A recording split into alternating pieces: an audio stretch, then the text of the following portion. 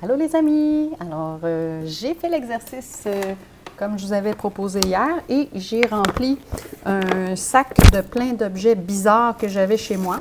Alors, j'ai trouvé une boîte à pompons. J'ai trouvé un livre très bizarre. C'est probablement le livre le plus bizarre que j'ai ici. Ça explique, entre autres, que si tu te fais piquer par une méduse, ne fais pas pipi sur toi, ça ne sert à rien. Ensuite, j'ai trouvé un kangourou porte-serviette de table, un chien jaune pas de queue avec à l'intérieur des petites phrases bizarres comme 6 km de bandages adhésifs ont été déroulés pour soigner les joueurs et joueuses de tennis du tournoi de Roland-Garros 2010. Très intéressant.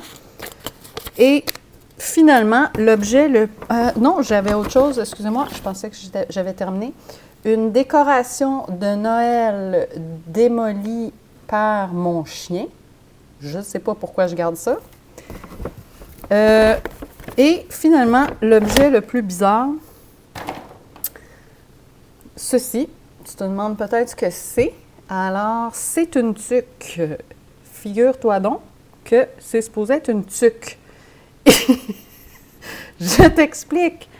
Parce que je t'avais dit, choisis un objet et raconte l'histoire de cet objet. Bon, ça peut être inventé, l'histoire, mais dans mon cas, c'est une histoire vraie. Alors, je t'explique. Je l'ai mis dans mon journal, bien sûr, au jour 9. Alors, jour 9, je te lis ce que j'avais écrit. Talc doit fermer son magasin pour 3 semaines. Le gouvernement demande de fermer les commerces non essentiels. Je me demande ce qu'on va faire tous ensemble à la maison pendant tout ce temps. Ça, c'était ma petite pensée du jour. Mais si j'y vais avec l'exercice de l'objet bizarre, je t'explique. La tuque sac rose pétant. Un jour, Donald Trump est devenu président des États-Unis. Très vite, je me suis aperçu que ses commentaires n'avaient souvent aucun sens. Par exemple, il avait des mots blessants pour décrire les femmes. Comment un être aussi peu respectueux pouvait devenir président d'un pays? J'étais abasourdie. Puis, des femmes ont commencé une association de tricot pour protester contre Donald. Et oui, elles tricotaient des tuques roses, plein de tuques roses. Elles se sont donné le mot pour toutes porter une tuque rose en signe de protestation. Elles se sont même réunies un jour pour faire une manifestation devant la Maison-Blanche, celle où Donald habite. J'ai voulu me fabriquer une tuque rose, moi aussi. Mais la vérité, c'est que je l'ai complètement ratée, comme tu as pu voir, et que je ne l'ai jamais portée. Néanmoins, en la tricotant, je me disais que j'étais solidaire avec toutes ces femmes courageuses et créatives qui sont allées à Washington pour dire à Donald leur façon de penser. Elles étaient des milliers. Je n'ai jamais pu jeter cette tuque. Je la garde en souvenir. Je m'en sers comme sac pour mes objets de tricot, au cas où j'aurais besoin de tricoter un de ces 4. Tout le monde rit encore de mes grands talents de tricoteuse. Alors, c'était pour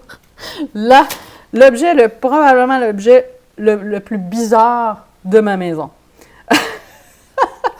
Alors, tu peux faire l'exercice toi aussi, trouve un objet bizarre et raconte-nous son histoire ou invente-nous son histoire. Hein? Si tu n'as pas d'histoire avec cet objet-là, tu en inventes un. Bon. L'autre chose que je voulais te suggérer aujourd'hui, j'essaie toujours de me rappeler ce que je faisais quand j'étais petite pour me désennuyer et je me suis rappelé que, je pense que je vais enlever cette tuque-là parce qu'à chaque fois que je me vois avec, j'ai le goût de rire. Je jouais à l'épicerie. Donc, ce que tu peux faire, demande à tes parents si tu peux, mais tu prends les canages, les boîtes de biscuits, de céréales, tout ça, tu t'étales ça, tu te fais une épicerie dans ta maison. Et ensuite, tu joues au client ou à la caissière si tu as des frères et sœurs ou des parents qui veulent participer avec toi. Et tu prends ce que tu as envie, tu mets ça dans un panier, ensuite tu vas à la caisse et tu joues à la caissière. Et tu peux même pratiquer ton addition de nombres décimaux. Tu te rappelles, c'est une des dernières choses qu'on a vues quand on s'est vu la dernière fois, comment additionner des nombres à virgule.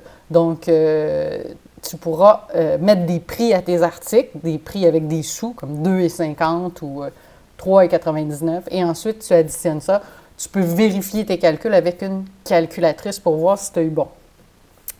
Autre petit exercice, j'ai trouvé un livre que j'adore, le catalogue des occasions de faire un vœu. Et hop, regarde bien ça, le catalogue des vœux. Donc, c'est un livre, c'est 2 livres en un. Il n'y a pas de 4e de couverture parce que la 4e de couverture devient la page couverture d'un autre livre qui va très bien avec. Alors, d'un côté, on a toutes sortes de vœux.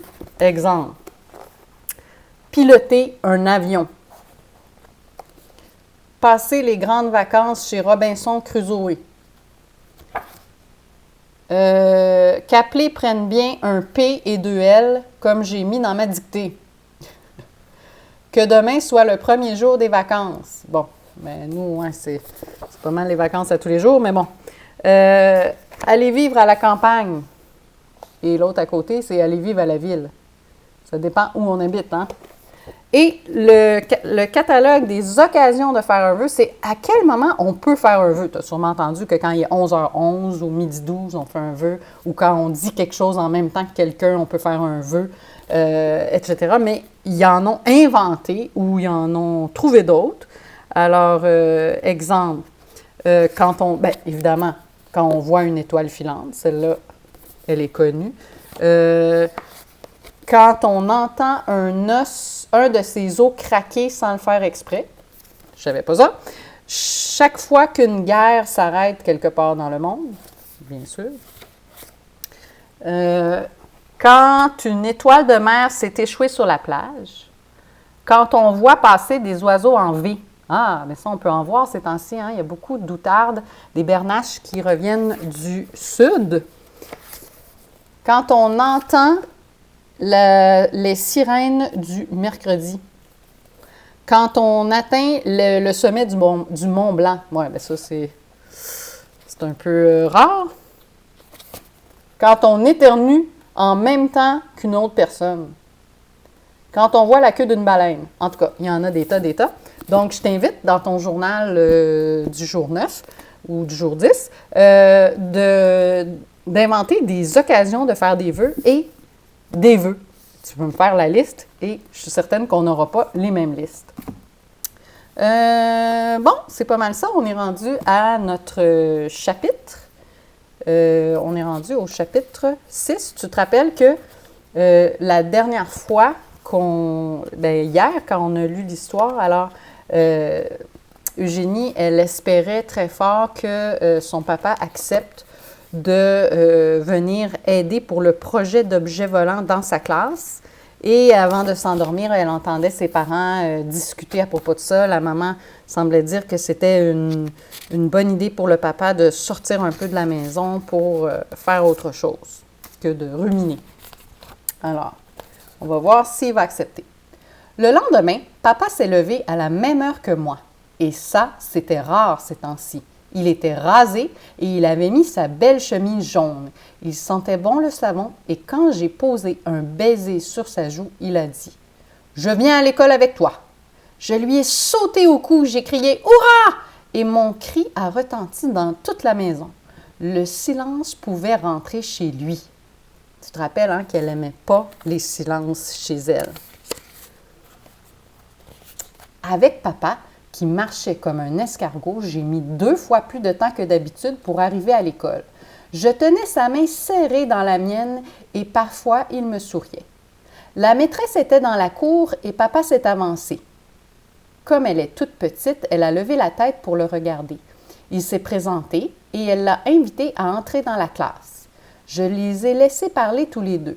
Et quand la cloche a sonné, la maîtresse et papa nous attendaient devant le tableau noir.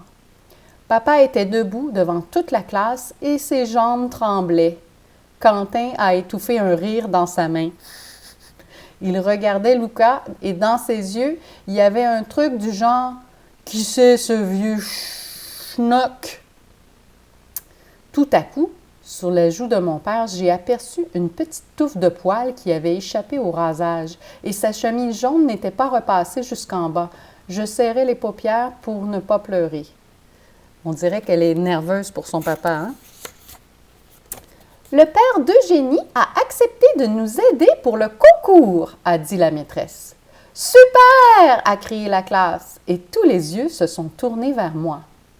Monsieur Montella reviendra demain matin à l'heure des arts plastiques pour nous aider à réfléchir à notre objet volant. Et à partir de lundi prochain, nous commencerons la construction. Elle a donné la parole à papa.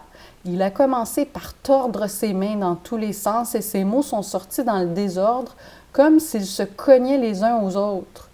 On aurait dit un vieux monsieur avec une maladie qui empêche de se souvenir. Oh, regardez son visage, on dirait qu'elle est gênée de voir son père nerveux comme ça. J'avais du mal à respirer. Dans la classe, il y avait un silence gêné. Et puis papa s'est mis à parler des objets qu'il fabriquait dans son garage, des trucs qu'il ramassait dans la rue, des machines qu'il avait réparées, des moteurs qu'il avait bidouillés, comme le doudou à roulettes ou le grille-pain auto-nettoyant. Dans la classe, quelques rires ont fusé, mais ce n'était pas de la moquerie, plutôt un peu d'admiration. Même Luca, le plus turbulent d'entre nous, était captivé. Mon père regardait le plafond et ses yeux brillaient. Il y avait longtemps qu'il n'avait pas brillé comme ça. On aurait dit 2 petites étoiles dans la nuit. Tout en parlant, il faisait des grands gestes avec ses bras. Il disait qu'il fallait avoir les idées les plus farfelues si on voulait inventer quelque chose qui n'existait pas. Que créer, c'était pas forcément réussir, mais essayer. Là, toute la classe a applaudi. J'étais drôlement fière.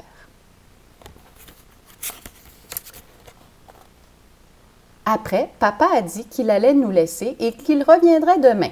Luca a bondi de sa chaise pour aller lui ouvrir la porte comme si c'était une très grande personnalité. Papa m'a fait un clin d'œil, son visage était un peu rose sur les joues, il avait l'air plus jeune tout d'un coup. À la cantine, tout le monde voulait se mettre à côté de moi. « Il est génial ton père! T'as du bol! » m'a dit Quentin. « T'as du bol, ça veut dire t'as de la chance. »« Tu dois bien rigoler chez toi, » a dit Luca.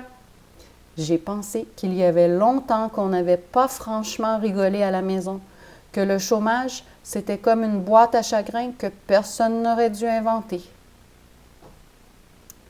Alors, est-ce que vous pensez que ça va faire du bien au papa d'Eugénie d'aller à l'école? C'est ce qu'on va voir au chapitre 7, demain. Donc, je te suggère aujourd'hui d'aller à la chasse aux objets bizarres, hein, et de trouver toutes sortes de choses que tu te demandes pourquoi c'est dans ta maison et est-ce que vous vous en servez vraiment et est-ce qu'il y a une histoire derrière ça. Alors moi, je pourrais te raconter l'histoire de ce bonhomme de neige un peu massacré une prochaine fois. Et aussi, l'autre chose que je t'invite à faire, c'est à te créer une liste d'occasions de faire un vœu et une liste de vœux. Et peut-être qu'aujourd'hui, tu pourrais en faire un vœu si tu as une occasion. Je te fais un gros bisou. Je te dis à demain.